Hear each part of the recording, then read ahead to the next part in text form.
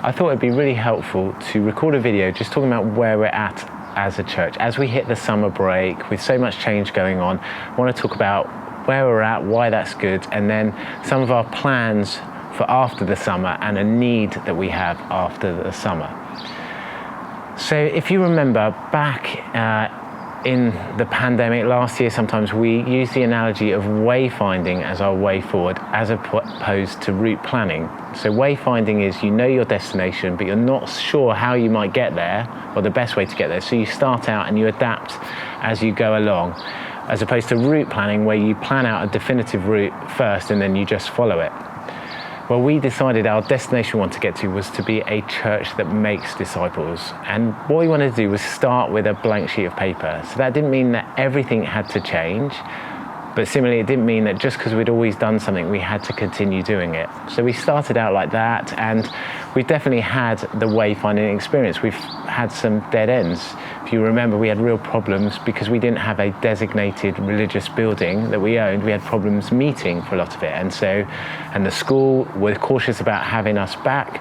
So we had to meet in different places, and religious buildings weren't available on Sunday mornings because they were used. So we tried some on Saturday afternoons.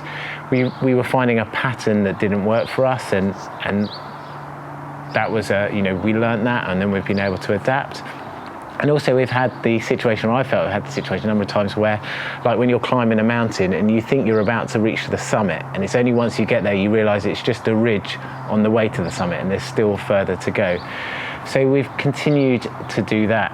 And it actually strikes me as a really biblical approach to be moving forward step by step, acknowledging that we don't know everything and asking God to guide our steps. I know, especially after the uncertainty of the pandemic, that to have something that is really set, ordered, somebody with absolute confidence telling us something is a really comforting and nice thing to have.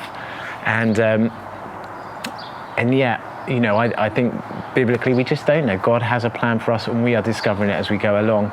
And so I just really appreciate your guys' willingness to journey with us despite not being able to give you a clear roadmap of where we're going, but instead saying, let's discover together. And we so appreciate the freedom that you've given us to do that.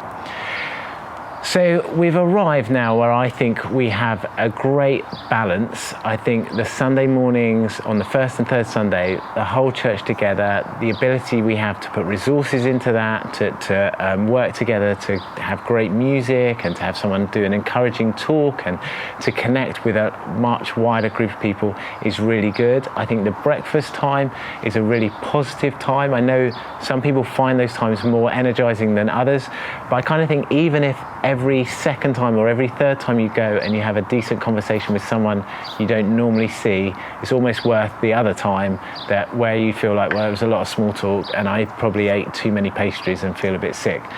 We're going to carry on that. And then alongside that, the other side of the balance in the other side is our hubs, these smaller communities where we are getting to know people, often over food, where there is a greater depth, where we have that group of people that we can ask for prayer and we can come alongside and pray for them, where we can support one another. And so hubs to be communities that are centered around the idea of the importance of discipleship, where that becomes a priority for us, is really important. So we think these two elements, the whole church on the first and third Sundays, and then hubs meeting around that in a number of creative and unique and individual ways and times and slots to suit people, is a really good balance. After the summer, what we want to do is add a third thing to that. What we want to do is something called discipleship groups, which are going to be more intentional places with a smaller group of us, all of us, learning how to discern what God's plan, what God's next step for us individually is. When we've done that from a Sunday morning, the preacher gets up and says, this is what God's saying and this is how you need to respond. They are talking to 100 plus people all who have completely unique circumstances, and there might be some principles in there, but in reality it's very much a scattergun approach. Instead, what we want to do, instead of the direction from God coming from someone else and us having to interpret it contextualize it, decide what we're going to do about it, maybe remember it, maybe forget it, maybe do something, maybe not. What we want to do is learn how we discover that from within ourselves, how with the aid of a smaller group of people we can discover, I think this is what God's nudging me to do, and then they support and encourage us to actually do it, because so often our good intentions don't go anywhere, and so often God's nudges, I think, don't go anywhere. So as we come back after summer, what we're going to do is going to start talking about what that looks like, what it is to be part of a discipleship group, how you get into one, how you undertake this process. This term, this last, like 8 weeks or so, or maybe even longer, I can't remember, 3 months, I think, the hub leaders have been doing this, have been trying this out, and lots of us have had really good experiences doing it. So we want to share those as well. One thing I've been really keen about is not just for us to become more busy doing church stuff. So we said we want to prioritize discipleship. We want to learn what it is to make a disciple, to become more and more of a disciple, to discover what God wants for us and what He's doing in us and how He wants to reshape us. It's kind of one approach is like we just keep doing all we're doing and then we just add classes, activities and programs on top. But it strikes me in the Bible really often discipleship is happening to people as they go about their everyday lives. And I think that's what discipleship really is, discovering God in our workplace and homes and neighborhoods and hobbies and activities, in our dreams and things we like, and our challenges and things that we find difficult. And so what we wanted to do, one of the reasons we're trying to get this balance, is to make space for us to learn stuff and push into God without it becoming so pressurized we don't have time for anything else. So again, in the autumn, we're going to talk about how do we find that good pattern of fitting this into our lives. And so what we're saying is we think the fullest expression of being part of Exeter Vineyard, the family, is the whole church services where you're part of a big crowd, the hubs where you're part of a smaller community, and then a discipleship group where you're part of just a small group, each one doing slightly different things, but all complementing and helping us move towards being discipled by Jesus. Now, of course, some people won't want to do all three. Some people only want to do one or two.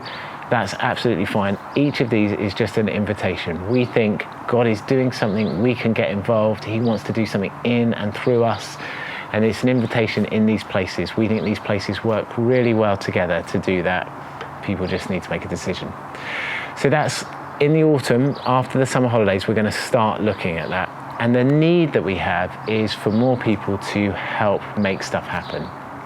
I'm really aware, our requirements in terms of volunteers to put on the Sunday service is way less than it was before the pandemic. But even so, we've really struggled to get people to sign up and join teams. And I kind of fully understand that, coming out of the pandemic where everything was so uncertain, that to commit ourselves to things can feel a little bit risky. And we've had a number of people say to us, I'm really happy to help, but I don't want to sign up. So just, if you need someone, just let me know. It's really not practical, every time we do on these Sunday services to have to go around a number of people and say, hey, just trying to find someone to help with the washing up. What we really need is people to commit. So I'd love you to think about that in the autumn. If you're not already signed up, maybe, I am committed to the church. I do want to invest in it. I do want to play my part. I do want to give my time and effort as an act of worship to support what God's doing with a whole wider bunch of people, and sign up. We are a very gentle people to be doing this with. We don't keep registers, we don't crack the whip, we make it really easy to do swaps. But just by saying, look, once a month I'll come in and help with something, that would be really good thing to do, because at the moment there are too few people doing too much, and it's just, we don't want to overburden anyone, certainly don't want anyone to get burnt out. And I think we can all play our part in that. So to summarize, I'm really excited about where we are at as a church. I feel like we've started on this journey that God's called us to. I feel so grateful that you've given us permission to do that.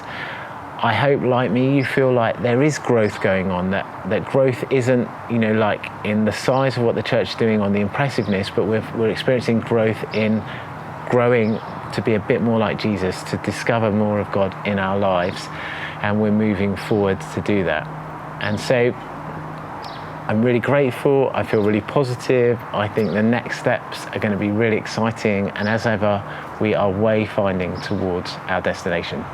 So have a really good summer break. We're meeting on the first Sunday in August, and then the second Sunday we're going to do a picnic at King George playing field off of Topsham Road, and then we're taking a break until the first Sunday in September. Hubs are doing different things, might do socials, might not. If people aren't around, there's no need to.